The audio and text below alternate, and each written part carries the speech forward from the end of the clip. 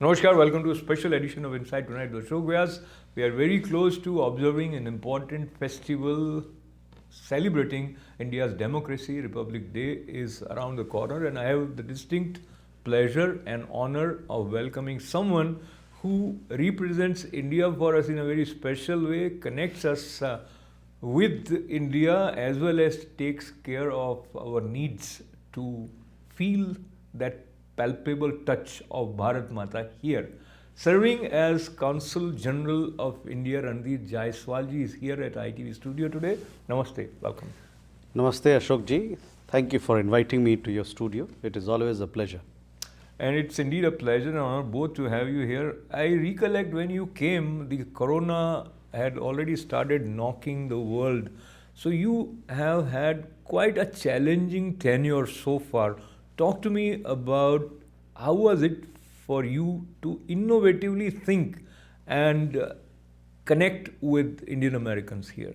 So first of all, since you made reference to Republic Day, let me convey my warmest wishes to one and all on the occasion of India's Republic Day, which we are going to celebrate soon. This year's Republic Day is special because this also happens to be the 75th year of India's independence. Of course, 75 years of India's independence we are going to celebrate with a lot of fanfare and fervor here in New York and across the world on 15th August. But coming to COVID and challenges, it was indeed very difficult. I came to New York in July of last year. Since then, off and on, we have been impacted by COVID. But through understanding among people, through compassion, through kindness, and through technology, we all have been able to adjust to the new normal. We have interacted with our community here, with Indian American community, be it consular camps, digitally.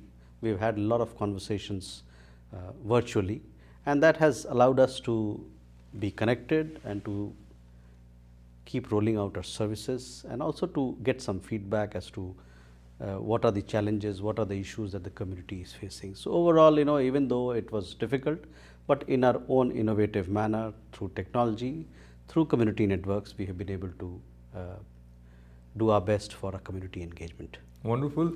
That is very, very encouraging. And also, as you are aware, Prime Minister Narendra Modi, during his address to the Economic Forum Davos, virtually also mentioned about innovative approach, startups, and we'll talk about economic reforms of India. But before that, how, when we look at aspirations and achievements of India, the way India handled COVID is also speaks volume about India's achievements in this direction. Talk to me about your perception sitting here, looking at the world view and India's role. So India is a diverse country, a very large country. It is a developing country. We have people of all age groups. We have people living in different situations. Resources are also an issue. But in spite of all that, if you look at the number of people which India has been able to vaccinate, we have so far done upwards of 1.6 billion doses, that too in a 1 year's time. It's a huge achievement for any country, I would say. And on that score, I think India has done very well. We must congratulate all those who have been in this strategy, the health workers, the people who have been in the front line to vaccinate people, the leadership, all those who are involved in India's vaccination drive. They deserve kudos, they deserve congratulations. I think we have done well, and sooner than later, I think we are going to vaccinate all those who are eligible. We've also started vaccinating in India children between the age of 15 and 18, and that campaign is also going on very well. So overall vaccination, we are quite satisfied with our vaccination efforts, and we have used technology to the best of our interest. For example, Arogya Setu app to track COVID cases, and then CoWIN platform for vaccination, which allows you to not only slot your vaccination but also a generation of certificates, and there are several other features. And it has attracted attention from many countries across the world. In fact, we had a session where we showcased what sort of technology it is, so that others across the world can also take advantage of the COVID platform. That's wonderful. And Jaiswal ji, when we look at the world, the way it has changed after COVID has also involved people not being able to visit India. And on that side, many times there are new rules and regulations in place, now quarantine, etc. Where we are right now, as we speak near 26 January 2022, if any of our viewer is looking at his potential upcoming visit to India, what would be your advice to them? Wonderful. So before I go into that, one important data point that I would like to share. On the birthday of our Prime Minister, dear Prime Minister Shri Narendra Modi, we vaccinated 25 million people. That's almost the population of Australia. That was a huge achievement, and it was in some sense dedication, in some sense people coming together to strengthen our resolve to vaccinate everybody and to make everybody healthy. Now, coming on the travel part, airlines are operating between India and the United States. You have Air India, you have American Airlines, and you also have United Airlines, both flying to Delhi and to Mumbai from New York and from other destinations in the United States, Chicago, for example, San Francisco, etc. The only requirement that we have, one is that you should upload your details of vaccination and upload your details of RT-PCR test that you've taken within 72 hours. And that if you upload on Air Suvidha portal, thereafter you are fine to go to India. Obviously, there are issues of monitoring, of self-monitoring at home, etc. But 7 days of self-monitoring at home quarantine is required. But beyond that, the COVID situation in India, even though we have numbers are high, but it seems to be that the numbers would soon be under control. And the fact that a large section of the Indian population is vaccinated, is also helping us. The strain, as we've spoken to many specialists, seems to be milder, but at the same time, this is a pandemic. This is we all have to be cautious, and we have to not let our guard down. Absolutely, and staying alert is important in terms of our relationship with not just our neighbors, but with important allies like USA. And after the change of guards here and the new President Biden leading America, how do you see Indo-US relationship as of now? Well, India-US relationship is strong and vibrant as ever. We have each and every aspect of human endeavor forms part of this relationship. We have a large diaspora, upwards of 4 million, who provide a living bridge between India and the United States. There are people, Indian American community, who are invested in India's economic growth, people who are doing very many things on the research side, on technology side, on digital infrastructure side. So we count them as a great resource for us as a relationship. As far as the bilateral relationship is concerned, Prime Minister visited Washington for the Quad Summit in September last year. He also had meeting with President Biden. He also met Vice President Madam Kamala Harris. So there is very strong desire to take this relationship forward in areas of renewable energy, in areas of innovation, startup, digital infrastructure, and education. Overall, the knowledge economy. So we are very optimistic, and that this relationship is going to grow only from strength to strength. Talking about strength of India on the economic front, and initially Prime Minister Narendra Modi gave the vision of India becoming 5 trillion economy. How do you see India moving in that direction in spite of the challenges that have come due to COVID? And also let us refer to his address to Economic Forum Davos.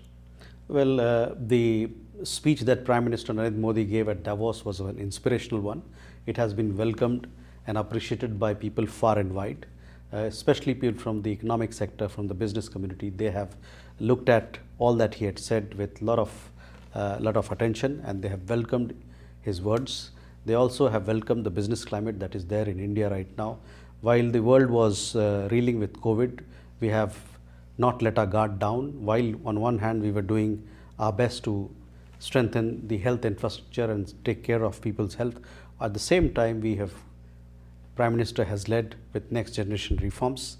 We've had reforms in the labor sector, path-breaking reforms in the labor sector, in the fields of taxation. We have done deregulation in the drone sector, in space sector, in the insurance sector. There have been reforms with regard to retrospective tax. So overall, we've seen the reform agenda being pushed very hard. On the back of this reform agenda, we've seen a large number of foreign direct investment proposals coming into India. In the year 2021, we received upwards of $82 billion in foreign direct investment, a record. And most of this foreign direct investment went into the digital sector, the tech sector, especially ed tech, health tech, medical devices, those kind of sectors. Also, the pandemic taught us that we have to infuse global supply chains with greater trust, not just efficiency. And India, through our policies, we are trying to promote ourselves as a destination, reliable destination for global supply chain. To that end, we have come up with production-linked investment schemes in 14 sectors, including automobile, including semiconductors, including electronics, etc. And overall, we see that there is lots of enthusiasm about the business climate in India. We see a lot of companies now want to make India, more and more companies want to make India the destination for manufacturing, manufacture for India and manufacture for the world.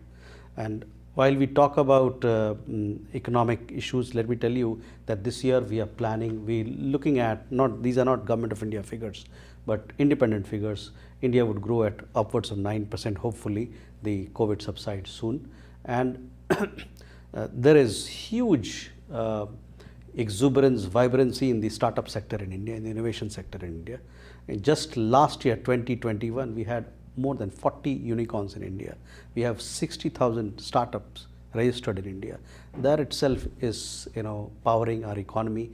The entrepreneurship space is booming. So no better time than now for Indian economy and Indian economic growth.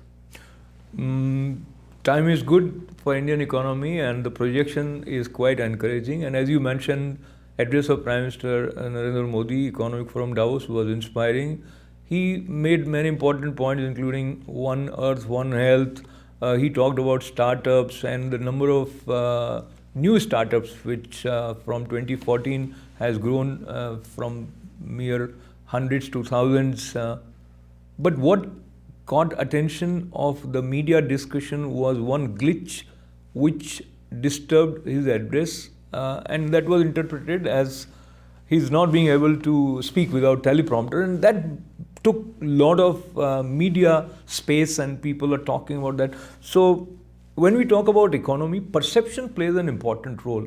From that point of view, do you think that Government of India is proactively doing something to have proper communication? So, action speaks louder than words. Just look at the reform landscape in India. Prime Minister himself spoke about it. We have taken out 25,000 compliances that were required. So we have cut down bureaucracy to that extent. Today, ease of doing business in India is on the index of ease of doing business in India is much higher. People are comfortable. And that's the reason why you have large number of companies moving into India, be it the renewable space, the digital space, the technology space. And let me tell you, the world today counts on Indian talent. Based on Indian talent, we are constructing digital infrastructure for ourselves in India, the digital market. But at the same time, we are also powering and constructing digital infrastructure for the world. All the software development that is happening in India, our engineers, our talented people who are young people who are working in India are boosting the global digital infrastructure. While we talk of digital infrastructure, let me tell you, digital payments has seen a huge boom in India. Again, referring to what the Prime Minister said in Davos, just in the month of December last year, we saw digital payments of upwards of 4.4 billion transactions made in just 1 month, and through the UPI interface that we have in India. So I would say that there is a lot of optimism. Well, it has been a challenging time for the world at large, but we have done well with COVID, controlling COVID, tackling COVID. At the same time, we have seen that our economy prospers so that people have more choices, more opportunities, and more wealth in their hands. So as I sit with you and looking at what we have witnessed unfolded in India in past few months also involves launching of many development projects to the tune of thousands of crores of rupees, and Prime Minister sometimes in person, sometimes virtually inaugurated some of them. To also mention about the corridor Kashi Vishwanath, a new resurgence of enthusiasm, whether there is a new airport at a place where it was non-existent. And in this context, if I bring the attention and focus which is coming towards those who gave us freedom and contributed, so the Bhagat Singh memorial is also revamped, and it is digitally also decorated to give you a feel of what it is. And in this context, I also recollect this year, for the first time, to mark 125th birth anniversary of Subhash Chandra Bose, there has been tremendous events. Talk to us about how it helps in developing that special link with the spirit of Bharat and the contribution of Subhash Chandra Bose in particular. So, Ashok ji, this year is India's 75 years of independence. This is a very special year, and a special year in which we must recollect and remember the life and legacy of our forefathers who fought for our independence, who fought for our struggle. This year is also very special because on 23rd January 1897, Subhash Chandra Bose, Netaji, was born in Cuttack, then Bengal Presidency, Orissa, but then Bengal Presidency. On 23rd January, we are going to have global celebrations on his birth anniversary, remembering him and his legacy. At the consulate, we have scheduled a talk by a person who's done commendable work on Netaji and his life, and I welcome and I urge all our viewers to join us and to enjoy the talk on Netaji's life. You will find incredible amount of inspiration in all that Dr. Bhuvan Lal, who's the author, he has to speak about Netaji Subhash Chandra Bose. Talking about Netaji Subhash Chandra Bose and now moving towards celebrations related to Republic Day, in spite of COVID, the spirit is intact, and there will be usual depiction of India's unity in diversity through representation of various states. Still it will be subdued, and people will be asked to follow the protocol. Let us look at the spirit of 26th January. Generation after generation, do you feel India has managed to sustain the way this sanskara, if I say, of Indian spirit is communicated to next generation as we speak on 73rd Republic Day of India, and this year is Amrit Mahotsav also. Connect with your own childhood memories, and you recently visited India. How do you feel this Bharatiya Bhav in common youth? Well, 26th January is a very special day, and so is 15th August as well. This 26th January, we will see once again Ek Bharat Shresth Bharat, the idea of Ek Bharat Shresth Bharat at full display on Rajpath. The President of India will take salute, and it is a day when we take a lot of inspiration in our achievements and also bring forth in some manner the aspirations that we have for tomorrow. So my sense is that, in spite of COVID, in spite of everything, there is a lot of enthusiasm about 75 years of Azadi Ka Amrit Mahotsav festival that we have. As part of Azadi Ka Amrit Mahotsav in the month of November, we celebrated here in New York. In December, we had a special week. It was muted because many of the things we had to do digitally, but we did reach out to a large number of people who took part in those events, digitally speaking. We have several events which will have to be done virtually around Republic Day. We had to cancel our Republic Day reception because of COVID protocols and sensitivities, and we have to be mindful of the protocols and health requirements of people. But we'll have several events virtually around 26 January for people to be connected with India, to soak the spirit of the Republic Day of India. And we also have a quiz, Azadi Ka Amrit Mahotsav quiz, which runs right up to 31st January. We invite people to come and join that. You can register, and at the same time you can participate. Participation is in 3 categories. The categories are NRI or Indian American community, and the third one is foreigner community. The foreigners, they can also participate. This quiz is meant for people in the age group of 14 to 35, and winners will be selected for each consulate or each mission. And the entry is free. There are 60 questions, and you have 60 minutes to answer them.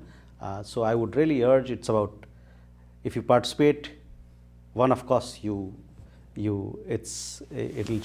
strengthen your connect to India, Indian heritage, and you will also learn. It's an enriching experience for everybody. So I would encourage our youngsters to please come forward and join this Azadi Ka Amrit Mahotsav quiz that we have started.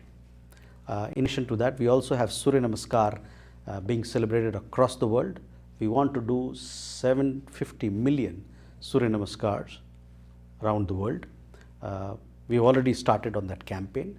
The last date for the Suryanamaskar campaign is 20th February. And I would invite again people to come and look for the details as to how you can register and how you can participate and upload your Suryanamaskar poses. Please join us on www.75suryanamaskar.com to see the details. And this is about telling the world about yoga, about benefits of yoga, about how we can develop together a culture of health, a culture of well-being, and culture of oneness, and fitness, more importantly. So I invite you to join our campaign on Suryanamaskar that we are celebrating across the world. So looking at Suryanamaskar campaign, and on Makar Sankranti Day, Ayush Mantralaya's initiation brought nearly 75 million people, kids who performed Suryanamaskara, and now the target of 750 million to the whole world is also very interesting. It coincides with Amrit Mahotsav. But there were some voices which were connecting it as imposition of a particular ideology, and those voices were also heard. How have been your experience in terms of response of people in understanding the spirit behind Suryanamaskar? So Suryanamaskar is about health, and Surya, the sun god, or Surya, whichever god you call him, Surya gives energy to everybody, irrespective of where you come from, which background you come from. So I would say that we should look at it from universal point of view. It's about health, it's about fitness, it's about respecting nature. We are living in times of climate change, therefore we have to be a little more sensitive about nature, little more respectful of Mother Earth, and respectful of all that we derive from the nature, from trees, from the habitat around us. So it is in that spirit that we must look at Suryanamaskar. It has nothing to do with one set of ideas. It is all about coming together. The COVID has taught us one thing, that in humanity, as humanity we are one, and that principle should be in our mind when we are looking at all these things. We have to be more open to cultures, more open in our interpretation of attributes, cultural attributes. It's about helping everybody. It's about developing a culture of fitness. That is how I look at it. You know, it's a yoga today is global heritage. It doesn't belong to just India. It may have been born in India, but it belongs to everybody, and it is practiced in each and every nook and corner of the world. So, I It's think very interesting to see that it will encourage people to share their photographs with postures of Suryanamaskar, and many may not band completely in the ideal fashion. Still, it is worth trying and sharing it.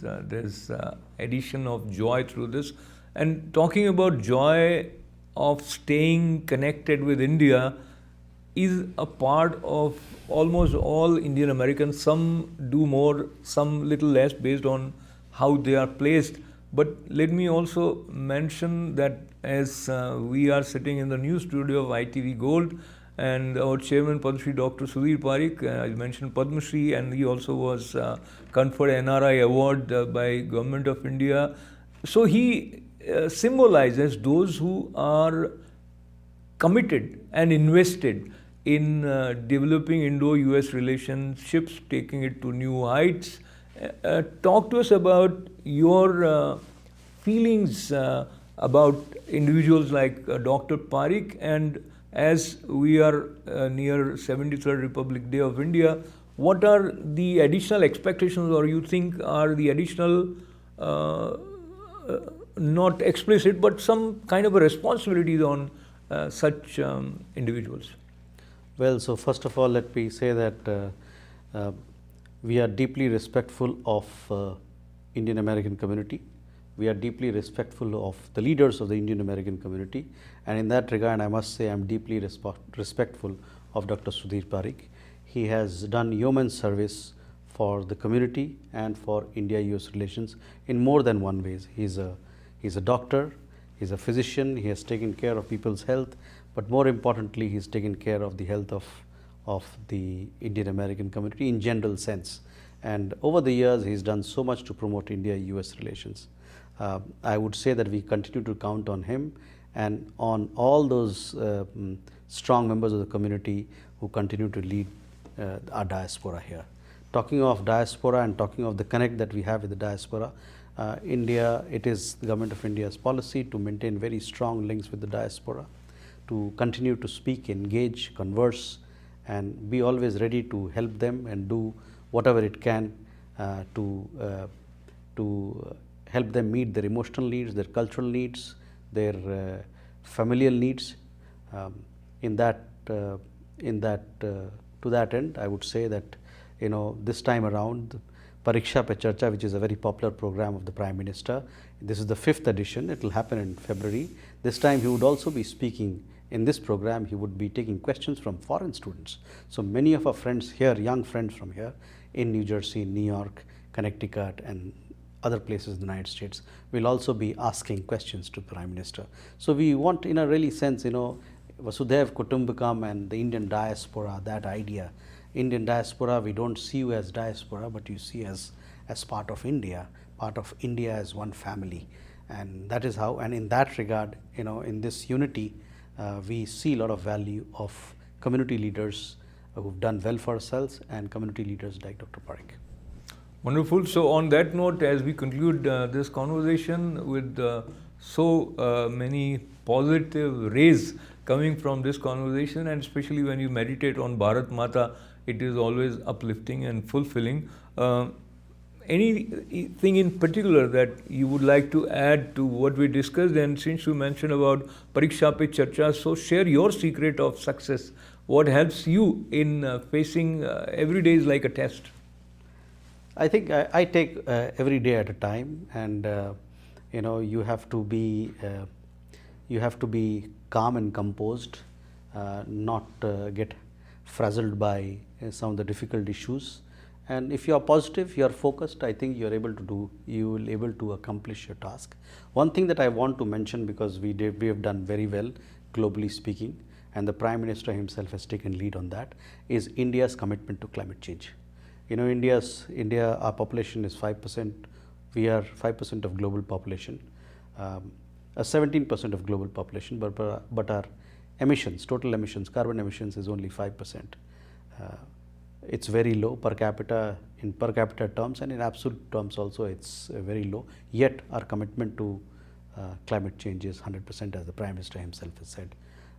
At Glasgow, Prime Minister announced Panch Amrit, 5 principles, India's commitment. He enhanced India's commitment of climate change action and which he described Panch Amrit.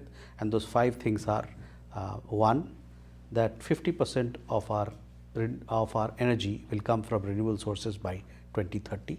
So we have enhanced our commitment that we made in Paris. 500 gigawatts of renewable energy to be produced by 2030, to lessen carbon emission by 1 billion tons by 2030, to reduce carbon intensity of our GDP, of our growth by 45% by 2030, and India to become carbon neutral by 2070. So this is something that the world should take note of. These are very ambitious targets, and India is demonstrating, not just demonstrating, but leading the way as far as climate change action is concerned. We are also leading on International Solar Alliance, which is an international treaty body headquartered in India. Over 100 countries in the world are members of it. More are going to join it. All UN, United Nations members, member countries it is open for all UN member countries to join. We'll see a lot more action going forward in promoting the agenda of International Solar Alliance.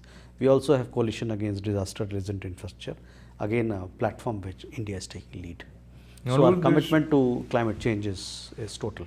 Absolutely. There is so much to talk about as India's aspirations and achievements. Many important and significant visionary steps have already been taken, and the fruits we will see down the line, not just for India but for the world. And I would also like to recollect in your presence, while helping several countries with vaccines, Indian Prime Minister highlighted and underlined the spirit of Vasudhaiva Kutumbakam, and that spirit resonates, of course, with one and all, and it brings not just a sense of inner strength but also a smile on our face. So with a smile, I convey my Jai Hind and greetings to you on India's Republic Day. Thank you very much for joining us, Consul General sir. Thank you for your very gracious invitation. My guest today, Consul General Randhir Jaiswal ji, thanking him and thanking all of you for being a part of this conversation. This is Ashok Vyas. Namaste.